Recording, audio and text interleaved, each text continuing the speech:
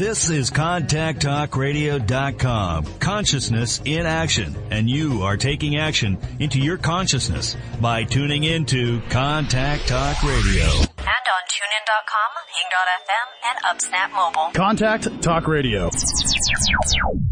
Welcome to Transformation with Tara Sutphen. Tara Sutphen is the author of Blame It on Your Past Lives and Soul Agreements. 3 audio CD series, metaphysical meditations, sourcing series, and sleep programming. Tara has also collaborated with Emmy Award-winning Shane Stanley and Marla Maples on numerous DVDs. Tara Sutphen is a master in the psychic sciences. If you'd like to find out more about Tara's work, upcoming seminars, and meditations to help you fulfill your dreams, visit her website at tarasutphen.com.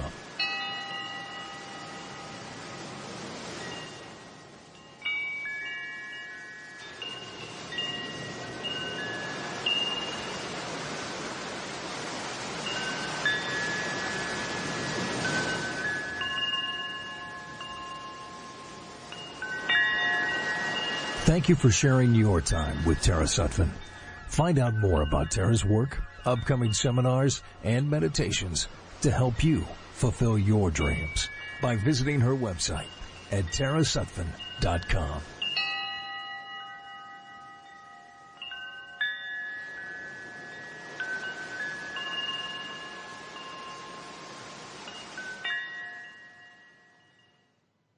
Welcome to Transformations with Tara. This is Tara Sutphen.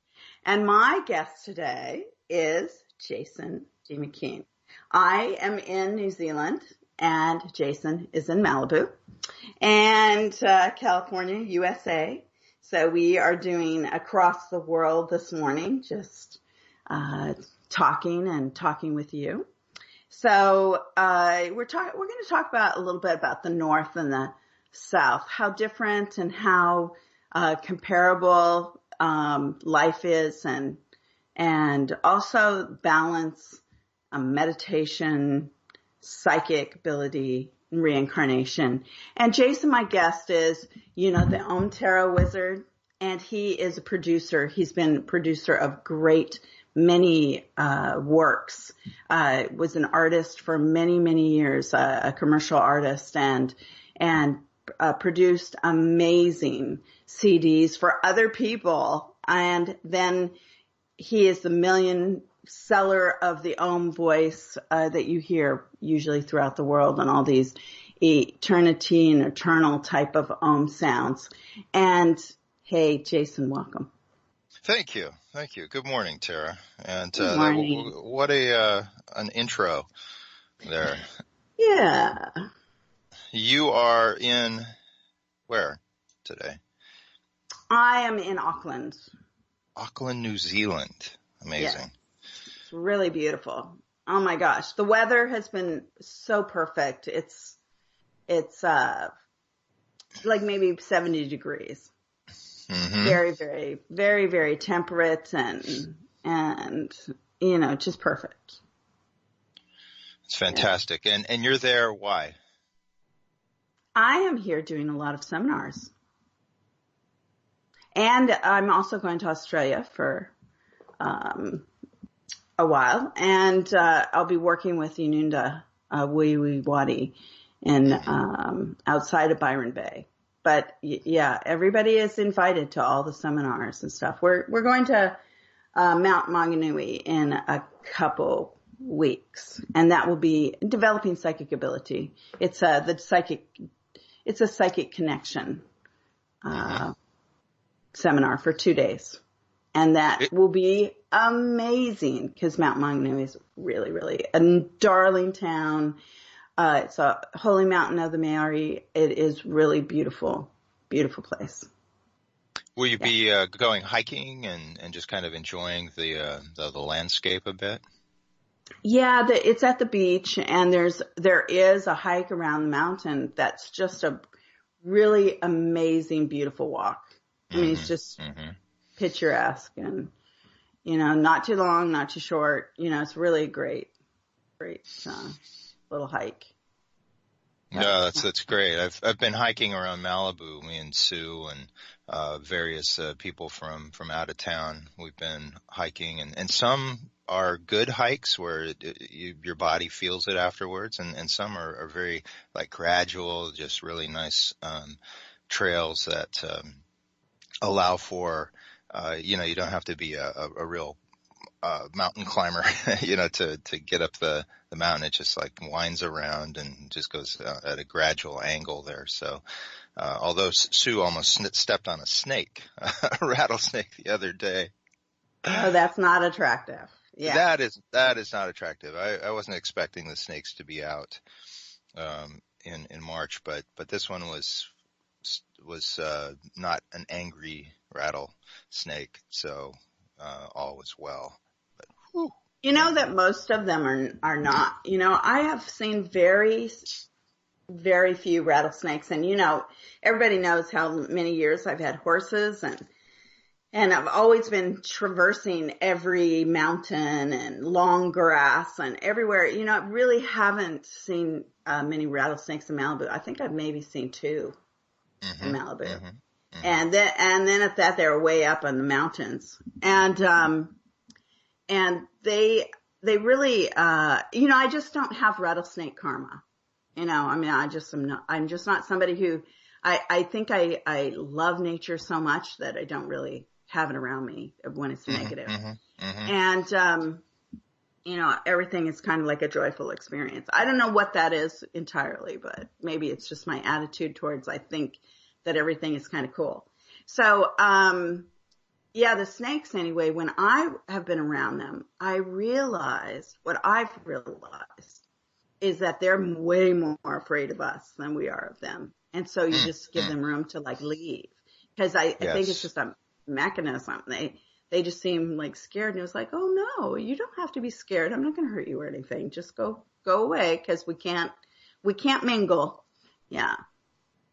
Yeah. So that's what it's someone explains it as reality tunnels, where humans and snakes have different reality tunnels. It's like, I can relate much more to dogs, to cats, to I guess more, like mammals, than reptiles. But it's like, I went to a club to watch a band, to see a friend playing, and there was a woman who was sitting next to me with are they pythons or boas or whatever? Like, it was just kind of draped around her neck, and it's very laconic. It was just slow, moving and all. But it's like, I've never been like a huge fan of snakes, but I was using the opportunity, since it was a pet, to not go into my usual instinctual fear of reptiles, and just pet it, and just be with it, and not just be a fraidy cat. Right. Well, I don't know, like with snakes, if they should be in around loud noises and stuff, because I would think that they would have really acute hearing. So it might be really hard on the snake, actually. Right. See, I think of the snake's welfare being in a nightclub. I think, definitely with vibration, right? I mean, even if they're not hearing it, they're feeling it. Right. They're very sensitive. They have to be in nature. Sure. They're highly sensitive. I don't know about pets, though. I mean, if you have a snake that sits in a terrarium or whatever, for long periods, maybe they get lazy. Well, you know that there are no snakes here in New Zealand. New Zealand doesn't have any snakes. What? No, nothing poisonous, nothing, no snakes. No. Did they just send them all to Australia? No, you would be so surprised how dense the ferns are here. They have a beautiful these fern trees, and it's a dense forest. I mean, you can be lost in no time. So no, they would never be able to, if it ever had, added to that, the flora and fauna. But nope, no snakes. For some reason, they just don't make it. That's interesting. Yeah. That's interesting. I mean, is that a karmic thing for New Zealanders to not have to deal with the snakes? And I mean, no poisonous spiders or anything, because like No, over in nothing. Australia, it's like that's all there is, isn't there? Right, right, right. Yeah, and brown snakes, which are a cobra-like, Hmm. snake, and yeah, oh yeah, crazy stuff. But I Yeah. love, Australia too. But yeah, no. So I was in the pet store yesterday. There's a big pet store, Yeah. and it was just I was trying to talk Jules into bringing a bunny home because there was this friendly bunny. It's a lop-eared white albino bunny, and it was the friendliest little thing. And it was like, oh, and they were all potty trained in a potty box. Oh my Like, God. oh my God, bring it home. Right. Right. It was so cute. Oh my God. So there's no snakes over there. They just have cute little bunnies running Yeah, around little in New bunny. Zealand. Right. So It Jules is is, kind of that. It's kind of that. Uh, it's way here. Yeah. yeah. Everybody's amazing. Yeah. So Jules is your partner this for the next few weeks there. Yeah. She's the one coordinating your workshops and Right. she's the one to contact as Yes. far as getting your Yeah. If anybody wants to come to anyone New who wants to go. Zealand or Australia, yeah, we're we have openings still left. And it is Jules.Bonnie. So it's JULES.BONNY at iCloud.com. Or you can call 021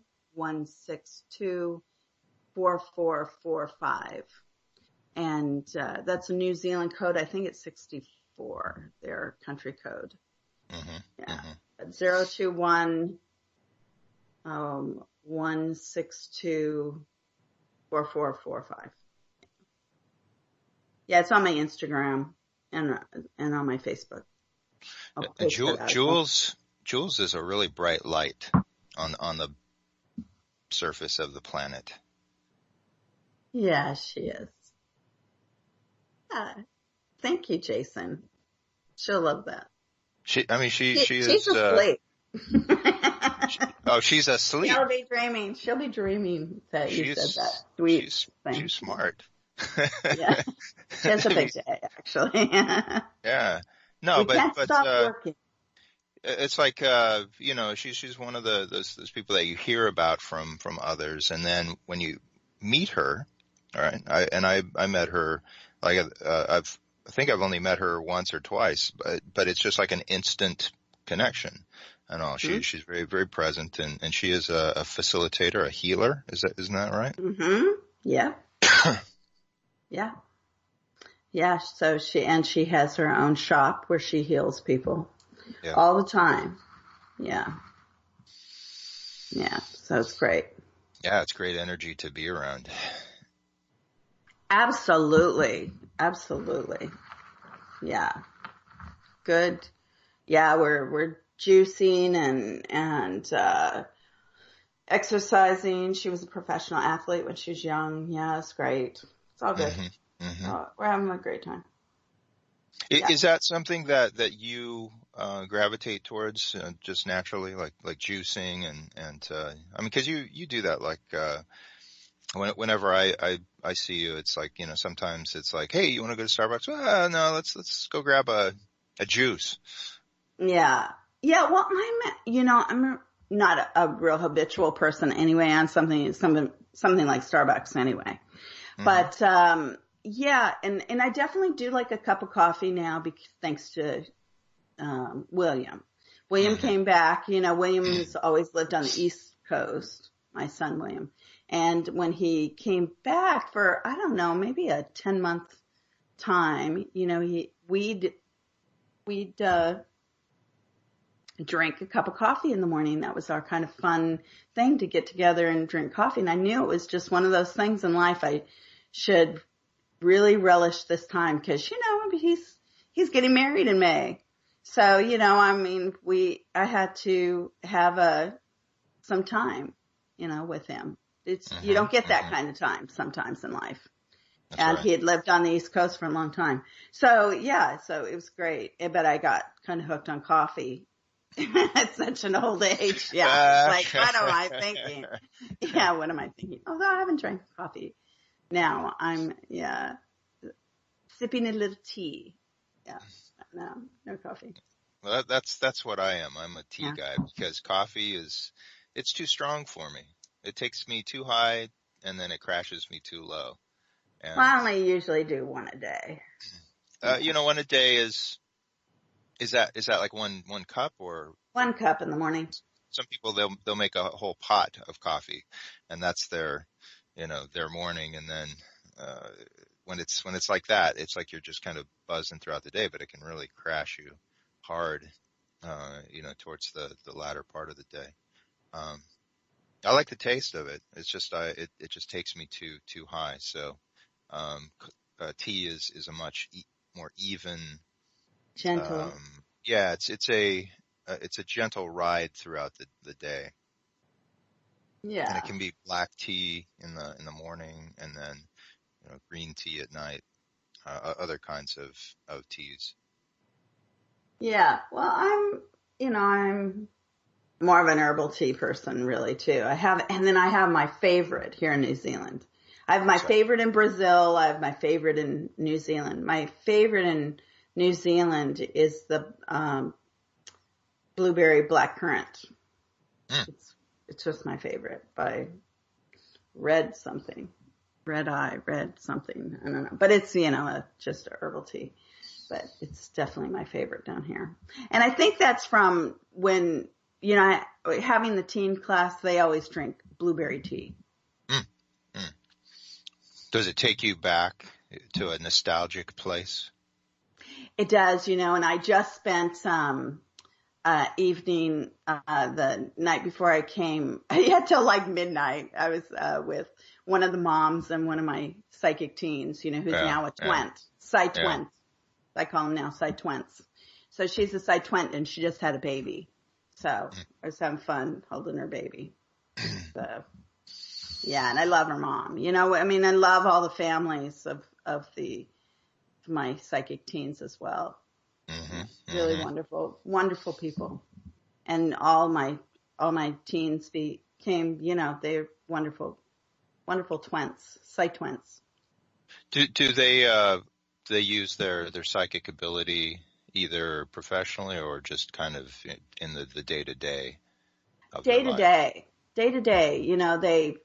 day, this Psy twent, she's a gatekeeper.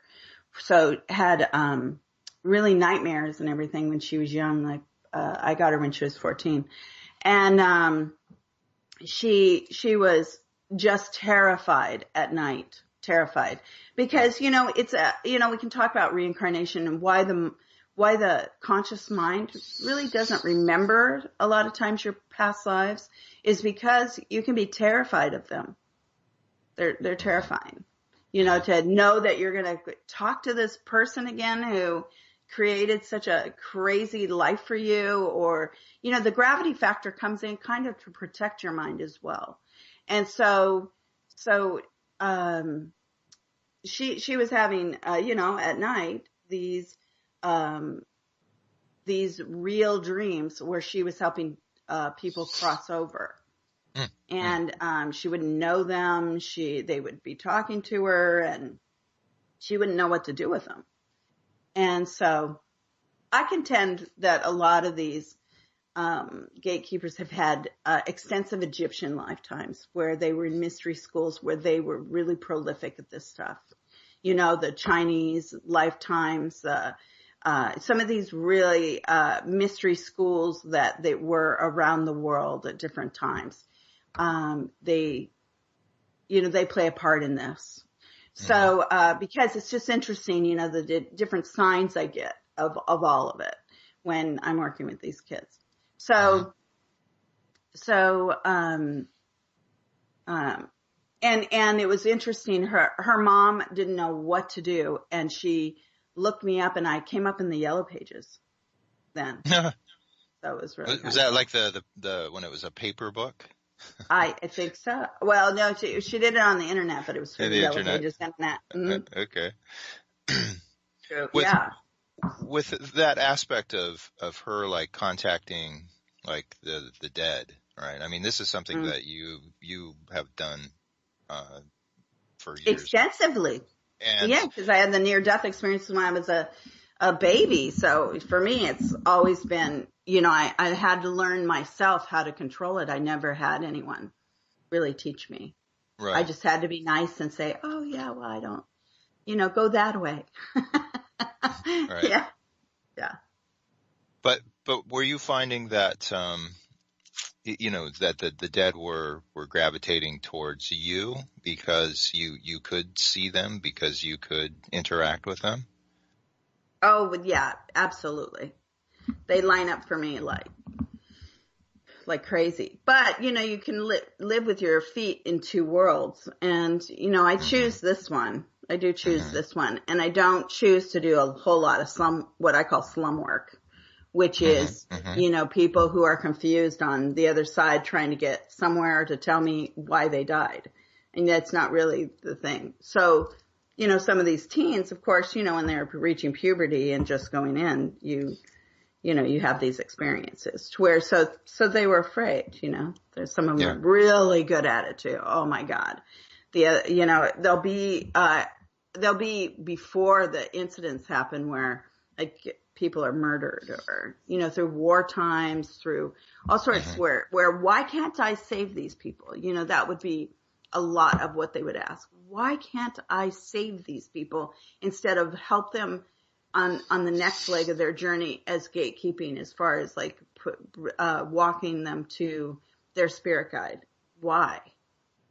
Mm-hmm. And it was Mm-hmm. just like, you must have signed up for this. Must have. Mm-hmm. So I'm just to help you, teach you to how to do it. Yeah. When you say like, why can't you save someone? Is it just being able to point them to the light or to their own spirit guide? Is it because of the trauma of how they Yes, died, where they're just too much in shock, basically? yeah, usually they're very much in shock. Yeah. Terrible, terrible, incidents. Yeah. With Mm-hmm. very, very, traumatic experiences, accidents, murders, suicides even. Yeah. But not so many suicides as much as murders and accidents Mm-hmm. for Mm-hmm. them. And crazy, crazy type of, experiences, all these, the teleportal experiences. Mm-hmm. Yeah. Mm-hmm. Crazy stuff. Like, the doggy who's in the crate would get the blanket every day. You get a blankie, to take care of them off the bed when the crates clear across the room, Mm-hmm. every Mm-hmm. day when one of the girls would go to work, was trying to give the dog the blankie, taking care of her dog all day. Mm-hmm. Yeah, her puppy. Yeah. With There's with crazy stuff. Yeah. with the people who've died, Poltergeist experience. Yeah. the people who've died who are in shock, is there, how does one, I mean, I guess one finds out if they're equipped to deal with that, to break someone out of their shock or to ease them out of their shock, right? It's like, it's not everyone's gift to do that. But are there techniques that you're aware of being able to, ease someone, so that they can move on in their journey, that they can, recognize their guide, that they can move to the light? Well, I mean, there will always be somebody there, for all of us. There's Mm-hmm. always an assigned spirit. Mm-hmm. But a lot of times, when somebody dies really fast, they don't want to listen to them. They want to come back to earth, or, they're closed off. They're the same personality that when they die, usually. If they didn't really listen well in life, they're not listening well in death. Right. I think of that scene in the movie What Dreams May Come, right? Where like Robin Williams' wife, she commits suicide and she's like kind of locked into a very kind of earthbound depression, right? Even though she's Yes. dead, it's like she's not able to see any potential of anything. She's just in limbo, Right. basically. And it's like if there is a way to move someone through that, then I guess that's I know as I know you do too. People who are willing to just kind of like do that work, and yet it's not for everyone. it's kind of like No, it's not for being everyone. a psychotherapist in this life, where there's a real it takes time. It can take time to move through someone's trauma and work with them on a weekly basis or just for a very long time period and be dedicated to that. Well, for the gatekeepers, usually they're ready. They're ready to move on. Are they? If somebody like me or somebody like one of the Psi teens have been guided to them. Well, now Psi twents, the ones that I know that do it really well. Anyway, they usually are ready. So that's why you're there, is to jump them, to help them jump into the next phase. What I call really a sonic boom is to really get them into the next level and to help them get there. And sometimes it's tricky. It's like, how do you do it? So I taught all the kids in my class, who were good at that, because everybody's good at different things. Yeah. So there's just, I thought that it was really interesting. Some were guided to me that were really the creme de la creme when it comes to gatekeeping. And, because I had others that are some of the magnificent healers in the world. They don't necessarily want to do it yet in their life. They may when they're in their 30s or 40s, when they feel that they're ready to, go into practice of that. But they're not ready now. They want to live, like happy young lives. So, I don't tell who they are. But man, are they powerful. Really been around really, but the shaman work has been incredible for me, being led to the greatest healers and the greatest shamanic energy of the earth. I mean, it's just one of my really callings, I guess. When you're in a place like New Zealand, do you feel like the shamanic energies heightened? Oh yeah. Well, why? Really, maybe it's because I'm in this community anyway of people who are bigger thinkers, and but New Zealand has an energy to it. There's a purity that I don't know if it comes from being out in the middle of the ocean and just because Hawaii's like this too, but not like New Zealand. New Zealand has really a pull to it that is there's just it's faster, where a purity to it is a real faster vibrational energy. Yeah, I almost can't explain it, but it's just so there's a thought process in people where they're a little more they might say that they live kind of think like more back in the day, but in reality, they accept life, and they don't want to stress out as much. There's a whole element kind of happening here.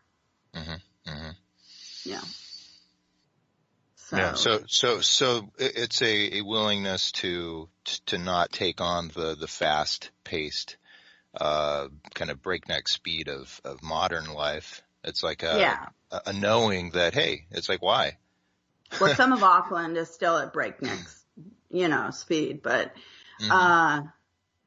neck break speed, I guess. Breakneck. Yeah, but breakneck. Yeah, speed. But it's, they're fast, but still, there's a consciousness. Everything's a consciousness. Like even when we were talking about picking up the bunnies, really darling girl was talking to me about the bunnies. Yeah. And, and I was asking about the cats too, because the kittens, darling kittens.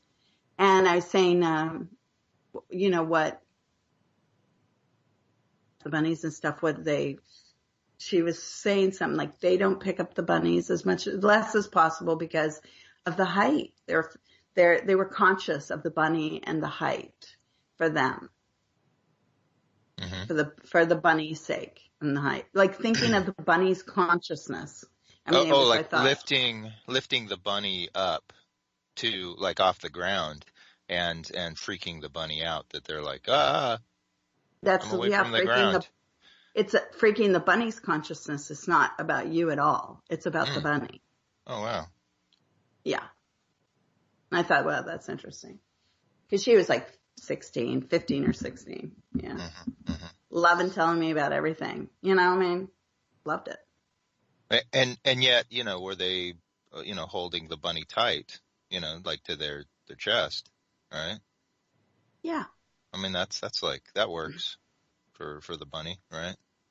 Right. And so well adjusted, the bunnies. Yeah. So I don't know what they were doing, but something that was really great for them. Yeah. Well, to have them potty trained, I mean, we had like a bunny growing up there, and it's like, ooh. Oh, wow. Yeah. Checkers. Yeah. Checkers, the bunny was Amy. like, yeah. I didn't live with Checkers, but yeah, Amy's bunny Checkers. And he lived for 10 years. in his little rabbit hut outside. Yeah. That was, yeah, in Alaska. He lived out on the porch, but, we always tease our dad because he was very adept with chicken wire and duct tape and styrofoam and yeah, wood. that bunny should have a whole heating system and yeah. Yeah, but he was a well-adjusted bunny though. He did love really nice hutch. Everybody too. He had a great hutch and he was a great bunny. Yeah, because we could pet him at any time. And he loved to be held. How come Amy got a bunny? Yeah, I don't know what that was. She lives on a farm now, and guess what she doesn't have is rabbits. But she has a goat. Yeah, Wallace. Wallace the goat. He's and adorable. Wallace, he is very, very cool. He's kind of the coolest goat. I was trying to pet him. But he was a little skittish. I was able to feed him. I pulled some some grass for him. And I was hand feeding him, and he was up for that because he's an eater. He loves to eat anything. But what's interesting. She has some, I guess it's stinging nettle, and I pulled that up along with the grass, and so my hand started to just really feel like stickery. Yeah, and it was just like but our mother had just gotten some calendula ointment. Man, if there's anything that's like better on the planet for like a topical ointment and all for like a stinging or a burn or something like that, it's calendula with a CALENDULA. Calendula. And so our mom's a nurse. So she ran over to you and calendulaed your hand? Yeah, and it took away the stinging in about 3 to 5 minutes. It was very quick. God. And so calendula, for anyone who is like out there who's like doesn't know about calendula, it's like do it. Yeah, as far as like burns or rashes or something like that. It's a So you got that feeding magical. Wallace? Yes, because I was, And Wallace is in with Honey. Honey is a paint, and Wallace loves Honey. Honey the horse. Yeah, Honey the horse. Loves Honey. Just thinks Honey is his honey. It's really cute. Yeah, loves Honey. Like always, like licking Honey's face, and yeah. Yeah. We've talked about Amy in the past, right? As far as, Yes. she's been going through her cancer battle, or, just however one frames it, right? It's like a profound health journey, right? That someone goes through when they told that they have cancer. And It's horrendous. Yeah. And she posted on Instagram, her daughter did, where she's ringing the bell at the cancer center, meaning that she's finished her Cancer treatment, her protocol, at this point, this stage of the game, and lived through it, and she's on her way anyway towards a recovery. Yeah. And yeah, so we're so happy. Yeah, it's really heartening to see. But symbolically, it's like when at that particular cancer center, they have a bell there. It's like a ship's bell, that has a rope in the middle of it where you swing that rope, and it creates the sound and the clanging. And so it's a symbolic gesture, where, it takes someone, to a milestone, right? It's like a graduation of sorts. And so, these symbols can be very powerful for one to, work towards. And so I just wanted to acknowledge that.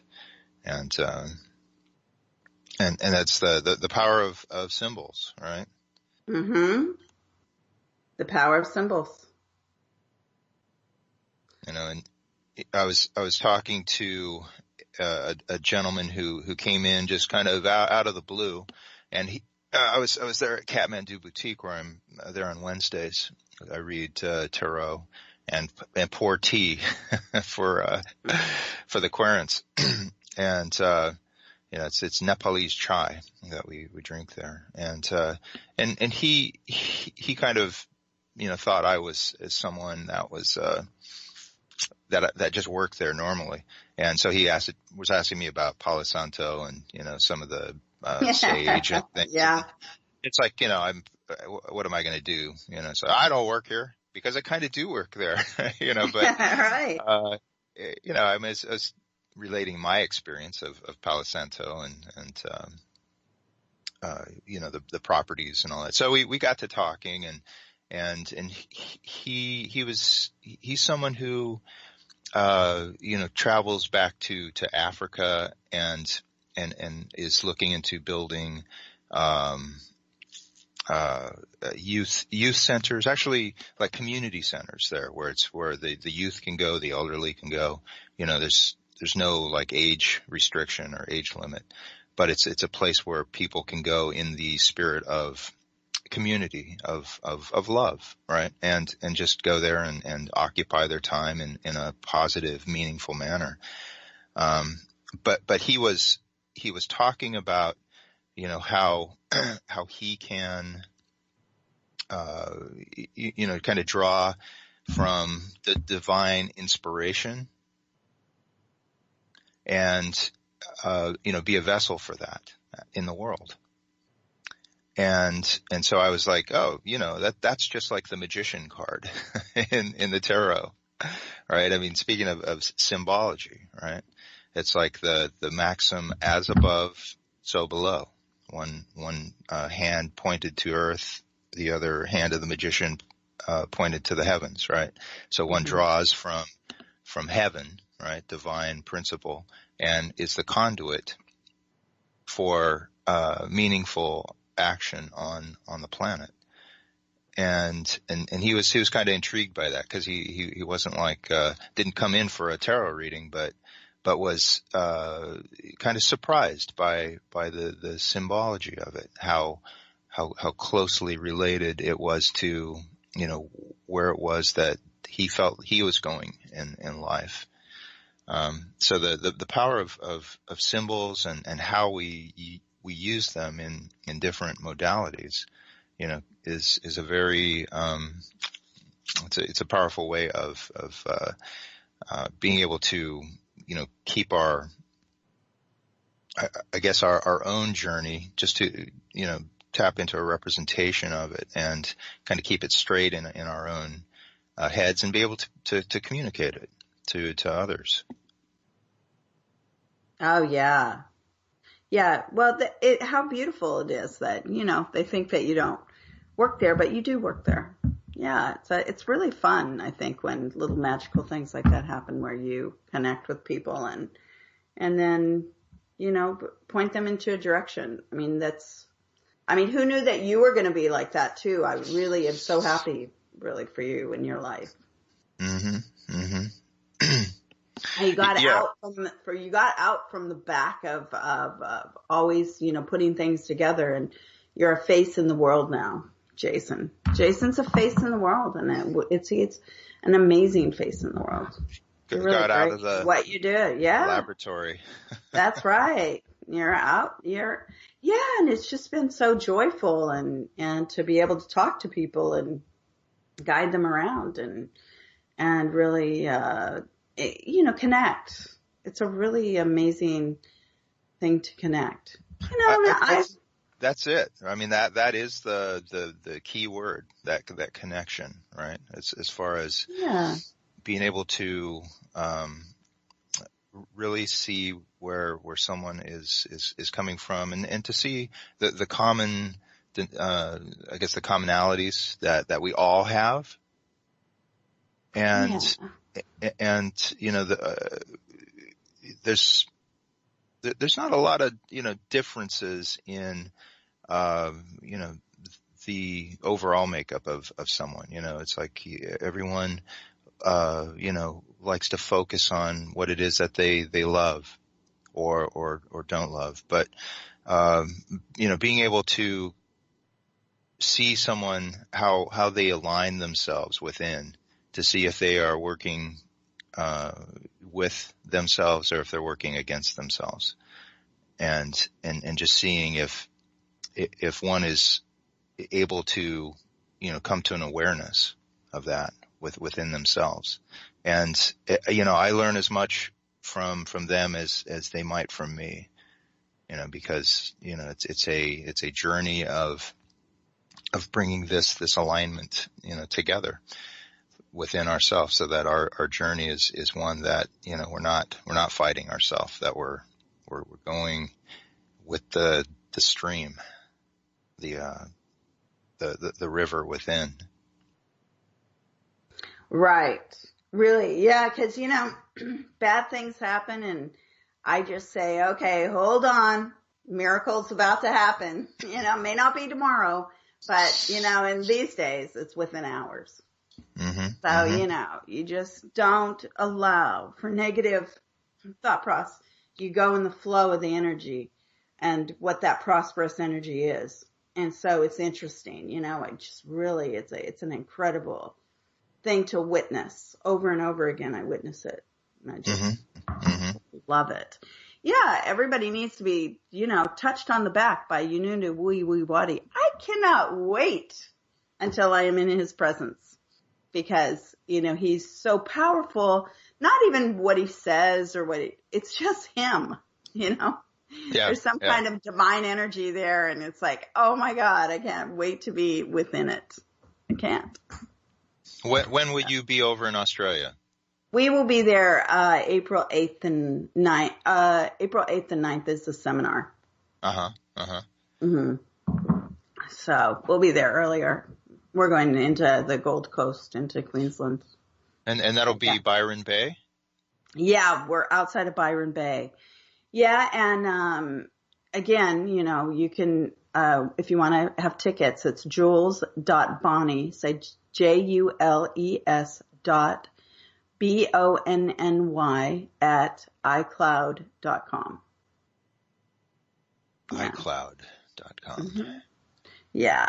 And, definitely you can,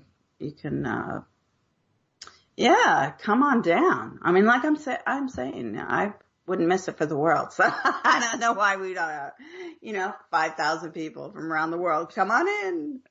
Yeah. I'm telling you, it's pretty great. It's great. And then they have the big, music festival. It's kind of like Coachella, but it's jazz. It's some blues, I guess, blues and jazz. And, they're doing a festival right after we leave. I think it's the next weekend, the 16th, like Easter weekend. Mm-hmm, mm-hmm. So that they are, so Byron Bay, they're pretty, ready for any sort of crowd right now. Yeah. All their Airbnbs are probably in place and everything for this big 100,000 people coming in for that festival. That's a big crowd. It's a huge crowd that comes in. Yeah. Oh yeah, because Byron Bay is not your average tourist area, but it's like Lahaina of the 70s. Really an amazing place. I love it. It's at the top of New South Wales. It's about, I don't know how far it is from Brisbane, but I don't think it's, it's only a couple hours or an hour. I don't know. I can't remember, but it's not far from Brisbane. Mm-hmm, mm-hmm. Yeah. Yeah. So it's great. And so at that workshop, it's like your co-training. Is that what it is, or it's like? Yeah, we're both. We're getting in there. We're teaching ancient spiritual teachings. So basically, you get to experience being around. Us doing some meditations, and he'll do stuff with you, some Aborigine stuff with you. Mm-hmm, mm-hmm. Yeah, it's gonna be great. Cool. Yeah, we talked about our curriculum. We'll probably have to have one more meeting, but yeah. And will one learn some of the shamanic tools, I guess, to work on their own, strengthening their own. Everybody will take away what they take away. It was funny. The other day we were all sitting. It was Cheyenne and Hunter and me and one of our other friends. And Cheyenne said something, and our friend said, "What did you take out of that sentence?" And we all took something else out of the sentence, and we thought it was so funny that all of us had a different word that we heard. Oh, interesting. Yeah. So everybody takes what they will from their experience, but it will be definitely you'll either experience something or you will go away in definitely a much better space. Mm-hmm. And it might be energetically and not necessarily what you think, because of course we don't always know what we're getting as gifts.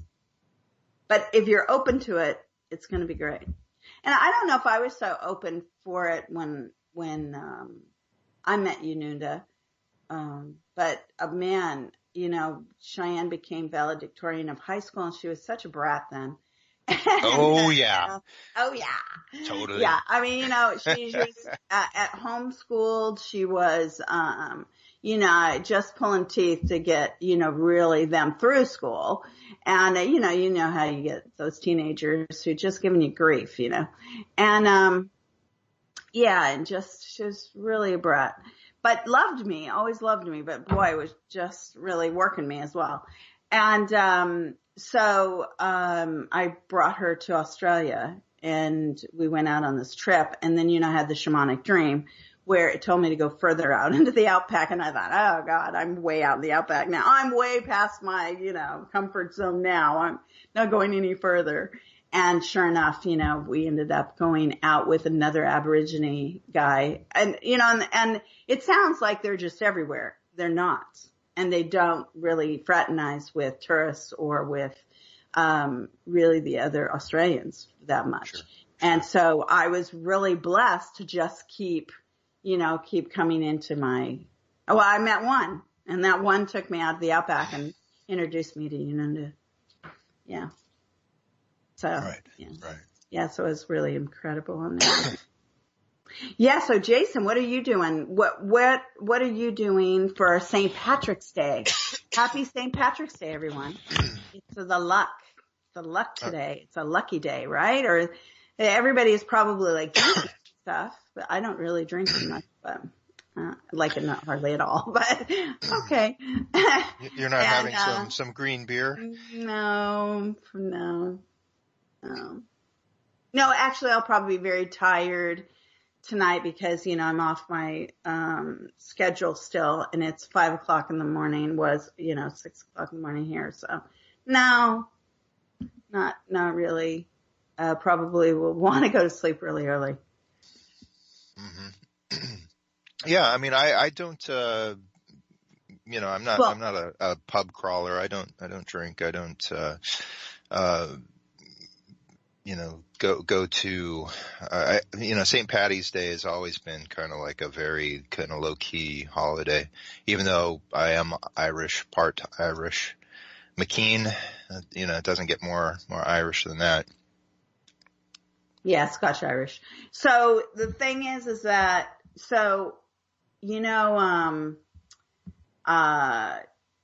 with that, last night was actually St. Patrick's Day here. There was a lot of activity through town. Yeah, because, I'm a day ahead. That's I'm right. saying that I'm early, up early, but in reality, it's already the 18th of March. Mm-hmm. Mm-hmm. Yeah.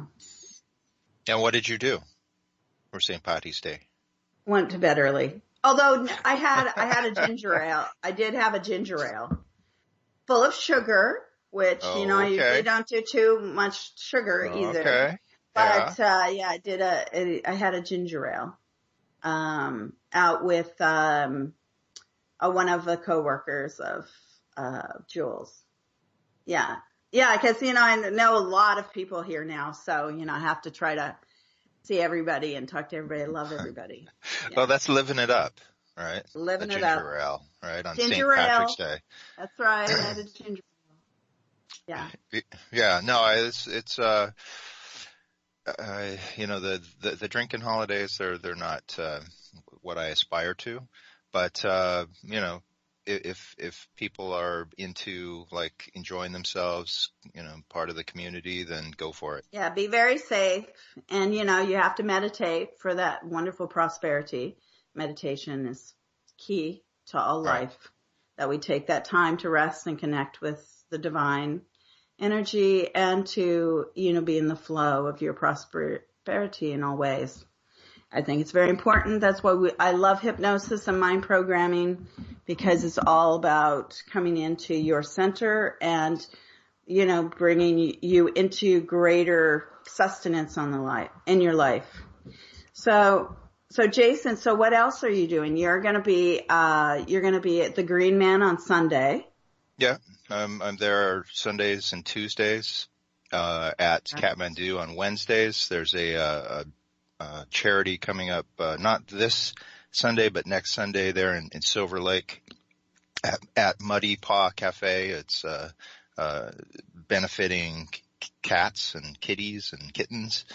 And you can go to my website, Jason D. McKean. It's JASONDMCKEAN.com, and see my reading schedule. And thanks for calling me from New Zealand. Yeah, no, it's great talking to you. And I'm going to probably talk to Jason again next week.